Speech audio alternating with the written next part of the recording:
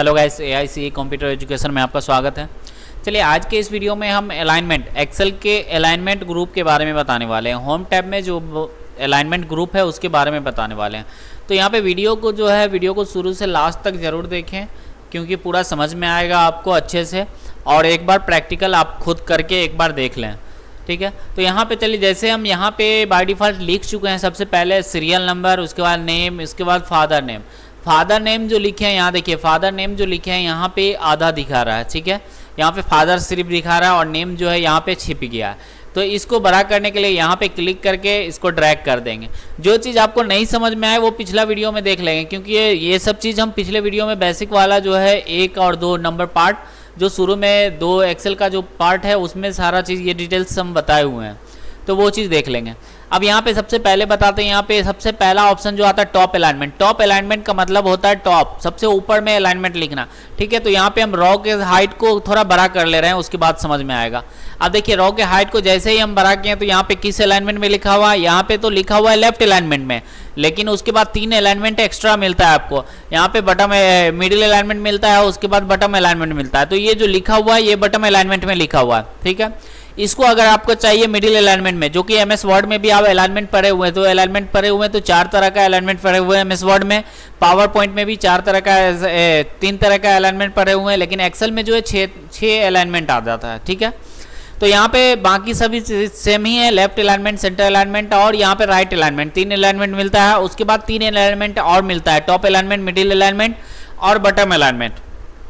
तो ये जो लिखा हुआ है मेरा, ये बटम अलाइनमेंट में लिखा हुआ है, इसको अगर मिडिल अलाइनमेंट में करना है तो मिडिल अलाइनमेंट पे जैसे ही क्लिक करेंगे ये मिडिल में चला जाएगा। इसके बाद आप राइट अलाइनमेंट करना चाहते हैं या सेंटर करना चाहते हैं तो सेंटर करेंगे तो बीच में आ जाएगा ये अलाइनमेंट, ठीक है। उसके बाद आता है मिडिल अलाइनमेंट। समझ गए कि मिडिल अलाइनमेंट क्या है। अगर सबसे ऊपर चाहिए तो टॉप अलाइनमेंट पे क्लिक कर देंगे, टॉप अलाइनमेंट पे चला जाएगा। उसके बाद यहाँ पे फिर से अगर बटम अलाइनमेंट में चाहिए तो बटम अलाइनमेंट पे क्लिक कर देंगे तो बटम में आ जाएगा। अगर पूरा एक बार क्लिक करके करेंगे तो पूरा एक बार ऑटोमेटिक हो जाएगा। मिडिल अलाइनमेंट ये हो गया बटम अलाइनमेंट।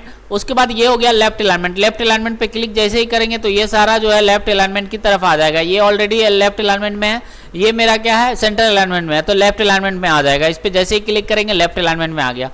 उसके बाद यहाँ पे आता है राइट अलाइनमेंट। राइट अलाइनमेंट पे जैसे ही क्लिक कीजिएगा तो राइट अलाइनमेंट की तरफ आ जाएगा। यहाँ पे बता दें कि अल्फाबेटिक जो भी लिखाएगा वो लेफ्ट अलाइनमेंट से ऑटोमेटिक रहेगा, ठीक है। और अगर नंबरिक जो लिखेंगे वो राइट अलाइनमेंट रहेगा ऑटोमेटिक। नंबरिक जो भी लिखेगा वो ऑटोमेटिक राइट अलाइनमेंट में की तरफ चला जाएगा।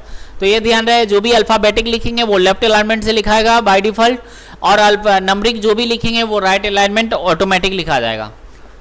उसके बाद यहाँ पे आता है डायरेक्शन, ओरिएंटेशन, ठीक है। जैसा कि आपको ओरिएंटेशन पेज में मिलता है लैंडस्केप और पोर्ट्रेट, उसी टाइप से यहाँ पे टेक्स्ट का ओरिएंटेशन मिल जाता है, ठीक है। ओरिएंटेशन यहाँ पे देख लिए लिखा भी हुआ है, rotate your text diagonally vertical, जो भी जिस एंगल में आपको टेक्स्ट को रखना है उस एंगल में यहाँ पे ओरिएंटेशन पे क्लिक करके यहाँ पे रख सकते हैं। जैसे ही क्लिक करेंगे यहाँ पे बहुत सारा फॉर्मेट मिलेगा जिस अलाइनमेंट में। सपोज नेम जो है, नेम का जो डायरेक्शन है मेरा ये अभी लेफ्ट है, बटम अलाइनमेंट में है, इसका डायरेक्शन हम अलग तरह से करना चाहते हैं। तो यहाँ पे टेक्स्ट में जाएंगे, यहाँ पे देखेंगे एंगल कंट्री, ये इस पे एंगल पे क्लिक करेंगे तो एंगल इस टाइप से हो जाएगा। इसको अगर सेंटर अलाइनमेंट में करना है तो आप सेंटर अलाइनमेंट में कर सकते हैं। लेफ्ट अलाइनमेंट जिस अलाइनमेंट में करना है आप इसको भी कर सकते हैं। उसके बाद फिर से जाएंगे तो फिर मिलेगा क्लॉकवाइज पे क्लिक करेंगे तो क्लॉकवाइज इस टाइप से हो जाएगा। उसके बाद फिर से क्लिक करेंगे रोटेट, अगर उल्टा चाहिए आपको, इस टाइप से चाहिए तो इस टाइप से भी कर सकते हैं। कभी कभी ऐसा वर्ड लिखने में काम आता है, मतलब ठीक ये वर्ड कभी कभी ऐसा होता है जब डाटा हमको मिलता है तो इस टाइप से भी हमको वर्ड लिखना पड़ता है। तो यहाँ पे इस रोटेट से ये जो ओरिएंटेशन है, ओरिएंटेशन पे क्लिक करके यहाँ पे बहुत सारा फॉर्मेट मिल जाएगा। जिस फॉर्मेट में आपको वर्ड लिखना है ऑटोमेटिक यहाँ पे लिख सकते हैं। कभी कभी ऐसा डाटा मिलता है जब इस टाइप से हमको डाटा टाइप करना पड़ता है। तो ये ओरिएंटेशन जो है बहुत ही यूजफुल है और हमेशा काम आने वाला काम है, ठीक है, काम आने वाला ऑप्शन है। इस पे अगर सपोज डेट ये इस टाइप से ओरिएंटेशन रोटेट टेक्स्ट डाउन हो गया है, सपोज डेट इस टाइप से टेक्स्ट हो गया, अब आपको नॉर्मल में लाना है तो जिस फॉर्मेट पे क्लिक किया हुआ उसी फॉर्मेट पे एक बार क्लिक कर देंगे ऑटोमेटिक ये नॉर्मल फॉर्मेट में आ जाएगा, ठीक है। डिक्रीज इंडेंट आ जाएगा, डिक्रीज इंडेंट और यहाँ पे इंक्रीज इंडेंट। इसका काम क्या होता है, जो कि MS वर्ड में भी आपको पता होगा। डिक्रीज इंडेंट और इंक्रीज इंडेंट का काम क्या होता है, डिक्रीज इंडेंट से लाइन जो आगे की तरफ चला जाता है उससे पीछे करते हैं, और इंक्रीज इंडेंट से लाइन के आगे की तरफ करते हैं। ठीक है, जैसे सपोज दैट ये वर्ड है, ये वर्ड मेरा सेंटर अलाइनमेंट में, इसको डिक्रीज इंडेंट पे जैसे क्लिक करेंगे, इंक्रीज पे क्लिक करेंगे तो ये आगे की तरफ जाएगा, डिक्रीज पे क्लिक करेंगे तो ये पीछे की तरफ चला जाएगा। ठीक है, आपको जितना आगे पीछे रखना है तो इंक्रीज आगे रखना है तो इंक्रीज इंडेंट पे क्लिक करके यहाँ पे आगे कर सकते हैं, और डिक्रीज इंडेंट पे क्लिक करके इसको वर्ड को पीछे कर सकते हैं। उसके बाद यहाँ पे रैप टैक्स आता है। रैप टैक्स का ऑप्शन यूज कब होता है ये बता दे रहे। रैप टैक्स अगर सपोज दैट इस सेल में बहुत सारा वर्ड लिखा हुआ, बहुत सारा लाइन लिखा हुआ है, 2-4 लाइन, मतलब ये बहुत ज़्यादा लाइन लिखा गया। ठीक है, इस टाइप से इतना लाइन लिखा गया, उसके बाद दूसरा लाइन जैसे ही लिखते हैं तो ये हाइड हो जाता है। इस ऑप्शन में यहाँ पे रैप टैक्स करेंगे, रैप टैक्स जैसे ही क्लिक करेंगे तो यहाँ पे जितना भी वर्ड है ना ऑटोमेटिक ये लाइन में फिट कर देगा, जितना लाइन में ये फिट होगा बराबर में। तो रैप टैक्स पे जैसे ही क्लिक करेंगे यहाँ पे देखिए जितना भी लाइन था ऑटोमेटिक इसी सेल में एडजस्ट कर दिया कितना लाइन पे था। ठीक है, ये चीज़ आप अल्ट के साथ इंटर प्रेस करके भी लिख सकते हैं, लेकिन यहाँ पे बाय डिफॉल्ट लिखा जाएगा। ठीक है, जो भी वर्ड है वो सेल का साइज उतना ही रहेगा, सेल का विड्थ जो है उतना ही रहेगा, लेकिन इसमें ऑटोमेटिक एडजस्ट कर देगा रैप टैक्स से। ठीक है, उसके बाद यहाँ पे आता है मार्ज सेंटर। मार्ज सेंटर में ड्रॉप डाउन ऑप्शन आता है, इस पे जैसे ही क्लिक करेंगे यहाँ पे चार ऑप्शन आता है। मार्ज सेंटर, उसके बाद मार्ज अक्रॉस, उसके बाद मार्ज सेल, उसके बाद अनमार्ज सेल। तो यहाँ पे चारों ऑप्शन पहले देख ले रहे हैं। मार्ज सेंटर का मतलब होता है अगर किसी सेल 2 या 2 से अधिक या 4 जितना सेल को अगर मार्ज करना है, सपोज दैट यहाँ पे इतना सेल को हमको मार्ज करना, मार्ज मतलब होता है मिलाना। ठीक है, यहाँ पे इतना सेल को हम सेलेक्ट कर लिए हैं, EFGH, इसको ये सारे सेल को हमको एक साथ एक सेल बनाना है। तो मार्ज एंड सेंटर जो है इस पर एक बार जैसे ही क्लिक करेंगे यहाँ पे मार्ज हो गया। देखिए यहाँ पे आप कुछ भी लिखेंगे तो बस एक ही सेल शो करेगा। ठीक है, यहाँ पे सारा 8 सेल जो था 8 सेल को यहाँ पे मार्ज करके एक सेल बना दिया। ठीक है, उसके बाद दूसरा ऑप्शन आता है यहाँ पे मार्ज अक्रॉस जैसे ही क्लिक करेंगे तो यहाँ पे क्या होगा, सेल जो है सेल को ये रॉ वाले जो रॉ का जो है रॉ सेल वैसा ही रहेगा, कॉलम वैसा ही रहेगा, लेकिन यहाँ पे रॉ जो है रॉ को मार्ज कर देगा, सारा रॉ को मार्ज कर देगा एक साथ। मार्ज अक्रॉस पे जैसे ही क्लिक करेंगे तो यहाँ पे देखिए मेरा कॉलम जो है कॉलम हट गया, लेकिन रॉ वैसा ही का वैसा ही है। तो यहाँ पे कॉलम को मार्ज कर देगा, कॉलम जो भी रहेगा उसको मार्ज करके एक रॉ बना देगा। तो यहाँ पे रॉ बना दिया, जितना भी सिलेक्ट किए हुए थे सारे को रॉ बना दिया। उसके बाद यहाँ पे तीसरा ऑप्शन आता है मार्ज सेल पे जैसे ही क्लिक करेंगे तो ये मार्ज होगा, सेल जो भी है मार्ज होगा।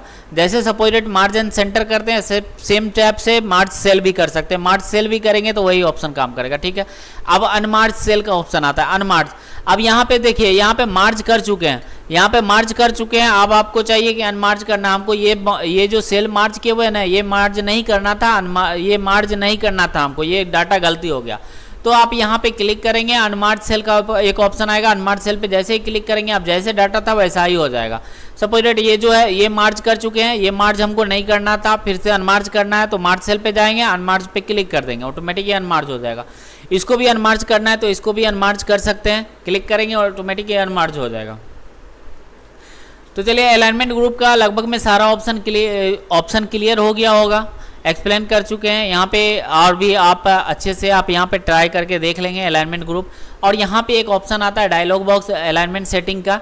अलाइनमेंट सेटिंग पे जब क्लिक करते हैं तो इस टाइप से ऑप्शन आता है, यहाँ पे भी सारा ऑप्शन एक बार यूज करके देख लिया। और ये ऑप्शन फिर से हम एक बार और बताएंगे अलग से भी। उसके बाद यहाँ पे बहुत सारा ऑप्शन मिल जाता है, फॉन्ट भी चेंज कर सकते हैं, यहाँ पे बहुत सारा ऑप्शन मिल जाता है, बॉर्डर भी लगा सकते हैं, फिल भी कर सकते हैं। लेकिन ये क्या है, यहाँ पर से फिल करने से बेटर है और आगे ऑप्शन बताएंगे वहाँ से फिल करिएगा। ठीक है, एक ऑप्शन आपको बहुत सारे जगह पे मिलेगा, लेकिन जैसे जैसे ऑप्शन बता रहे हैं आपको वैसे आप यूज़ कीजिएगा। तो आई होप कि एक्सेल आप पूरा ट्रेंड हो जाएगा, एडवांस से मतलब बेसिक से एडवांस तक आप हम सिखाएंगे। सपोज दैट अभी जो है बेसिक चल रहा है, आपको बेसिक के बाद एडवांस लेवल तक भी सिखाएंगे। तो आप वीडियो को पूरा देखते रहें। Thank you.